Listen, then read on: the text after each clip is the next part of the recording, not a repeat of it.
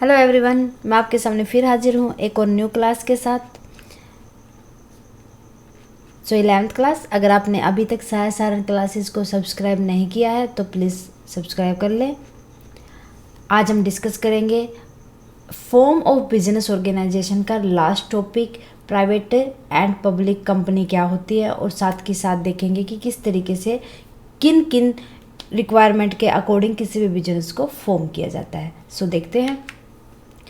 सबसे पहले देखते हैं कि प्राइवेट कंपनी क्या होती है। प्राइवेट कंपनी मीन्स क्या होती है? Restricts the right of member to transfer its share. जिनके ऊपर रिस्ट्रिक्शन हो किन चीज़ों की, कि जो उसके मेंबर्स होते हैं वो शेयर्स को ट्रांसफ़र ना कर सके, अपने शेयर को ट्रांसफ़र ना कर सके, वो क्या होती है? प्राइवेट कंपनी, जिनके ऊपर रिस्ट्रिक्शन होती है। सेकंड, किसके अकॉर्डिंग हम कहेंगे कि ये कंपनी प्राइवेट है? जिसके मिनिमम मेंबर कितने हो? 2 और मैक्सिमम मेंबर 200 हो। Excluding the present and past employees. किनको एक्सक्लूड करके? जितने भी प्रेजेंट मेंबर हैं या जो पास्ट एम्प्लॉयज़ हैं उनको एक्सक्लूड कर देंगे, हटा देंगे। थर्ड क्या देखेंगे?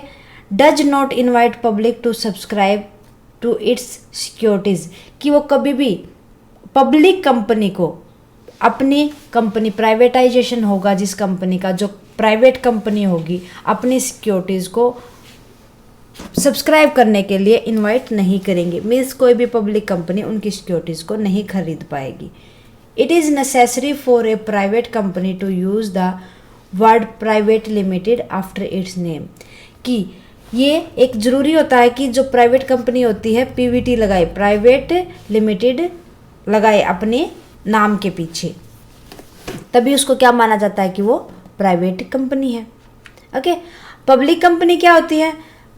A public company means A company which is not a private. जो प्राइवेट कंपनी नहीं होगी वो क्या कहलाएगी? वो पब्लिक कंपनी कहलाएगी, है ना। सो उसकी जो लिमिटेशन है वो क्या हो जाएंगी? पब्लिक के मेरिट्स हो जाएंगी, जो इसके फ़ायदे हैं वो उसकी कमियां हो जाएंगी।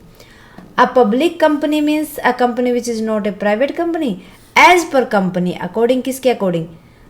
पब्लिक कंपनी एक्ट के according. A public company is one which, क्या होती है उनमें से? Has a minimum of 7 member, no limit on maximum member. कि कम से कम मेंबर कितने होंगे? 7, और मैक्सिमम के ऊपर कोई भी लिमिट नहीं होती। Has no restriction on transfer securities. कोई भी इनके ऊपर पाबंदी नहीं होती क्या ये अपने सिक्योरिटीज़ को ट्रांसफ़र कर सके। Third, it not prohibited for inviting the public to subscribe to its securities. कि इसके ऊपर कोई पाबंदी नहीं होती, ये इजीली पब्लिक को सब्सक्राइब करने के लिए अपनी सिक्योरिटीज़ या शेयर्स वगैरह को इनविटेशन सेंड कर सकती है। लेकिन प्राइवेट कंपनी कभी भी पब्लिकली सेंड नहीं करती अपनी सिक्योरिटीज़ को सेल करने के लिए और परचेज करने के लिए। ओके। सो अब बात करेंगे, डिफरेंसेस देखेंगे पब्लिक कंपनी और प्राइवेट कंपनी के बीच में क्या क्या होते हैं। बेसिस रहेंगे हमारे मेंबर्स। पब्लिक के कितने होते हैं? मिनिमम 7 और मैक्सिमम अनलिमिटेड होते हैं। इस केस में प्राइवेट के मिनिमम 2 मेंबर होते हैं और मैक्सिमम 200 मेंबर होते हैं, है ना। Minimum number of director public में 3 होते हैं और प्राइवेट में 2 होते हैं। इंडेक्स ऑफ मेंबर्स, इंडेक्स किसके लिए नीड होती है? ज़रूरी होता है, कंपलसरी होता है पब्लिक कंपनी के लिए, प्राइवेट कंपनी के लिए कंपलसरी नहीं होता। ट्रांसफ़र ऑफ शेयर, कोई भी रिस्ट्रिक्शन नहीं होती, no restriction. Public restriction on transfer, ये रिस्ट्रिक्टेड होते हैं, ट्रांसफ़र नहीं कर सकते। Invitation to public to subscribe to share, yes, public company can invite the public to subscribe to its share और डिबेंचर्स। पब्लिक कंपनी कर सकती है but private company can't invite the public to subscribe its securities. वो publicly अपनी securities को sell out नहीं कर सकती। ये थे इनके बीच में डिफरेंसेस। अब बात करेंगे कि हम किस तरीके से चूज़ करते हैं अपने बिजनेस ऑर्गेनाइजेशन को, कि हमें किस तरीके का बिजनेस करना है।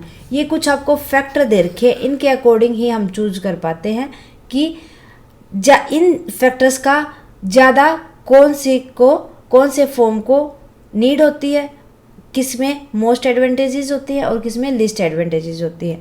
देखते हैं। फर्स्ट फैक्टर देखते हैं, एबिलिटी अवेलेबिलिटी ऑफ कैपिटल, कहाँ पर अवेलेबल होती है कैपिटल? सबसे ज़्यादा कंपनी के अंदर, सोल प्रोप्राइटर के अंदर लिस्ट होती है। Cost of formation, sole proprietor में ज़्यादा होती है, कंपनी में कम होती है।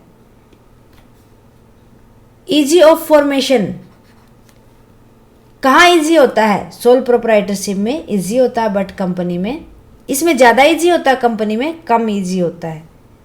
ठीक है, इजीली इसको फॉर्म नहीं कर सकते।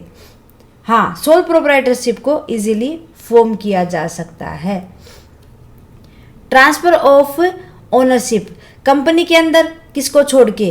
प्राइवेट कंपनी को छोड़ के जो पब्लिक कंपनी होती है वो अपनी ओनरशिप को ट्रांसफ़र कर सकती है। पार्टनरशिप के अंदर भी इजीली किया जाता है। मैनेजर स्किल, कंपनी के अंदर क्या होता है? ज़्यादा ज़रूरत होती है और सोल प्रोप्राइटरशिप के अंदर कम इसकी एडवांटेजेस होती है। रेगुलेशन, सोल प्रोप्राइटरशिप के ऊपर रेगुलेशन ज़्यादा होती है और कंपनी के अंदर कम होती है। फ्लेक्सिबिलिटी सोल प्रोप्राइटी में ज़्यादा होती है क्योंकि वो अकेला ही बंदा होता है, अपने अकॉर्डिंग कर सकता है, और कंपनी में इसकी लिस्ट एडवांटेजेस होती है। कंटिन्यूटी कंपनी में ज़्यादा होती है, एडवांटेजेस होती है, और सोल प्रोप्राइटरशिप में कम होती है। इसी तरीके से लाइबिलिटीज़, सोल प्रोप्राइटरशिप में इसकी एडवांटेजेस ज़्यादा होती है और कंपनी के अंदर ज़्यादा होती है, और सोल प्रोप्राइटरशिप के अंदर लिस्ट एडवांटेजेस होती है। ठीक है, लाइबिलिटीज़ की। सो ये था हमारे चैप्टर का लास्ट पॉइंट कि हम किस तरीके से चूज करते हैं किसी भी बिजनेस ऑर्गेनाइजेशन को। इन फैक्टर को आपको ध्यान में रखते हुए चूज करना है। ठीक है, सो आज के लिए बस इतना ही। मिलते हैं नेक्स्ट क्लास में नेक्स्ट चैप्टर के साथ। अगर आप स्टूडेंट्स हमारी क्लासेस पसंद आए तो प्लीज़ लाइक और शेयर ज़रूर कर दें। क्लासेस को देखने के लिए students thank you very much. अगर आपकी कोई क्वेरी है प्लीज़ उसको कमेंट बॉक्स में लिख दें, जितना जल्दी पॉसिबल होगा मैं सॉल्यूशन दूंगी आपको।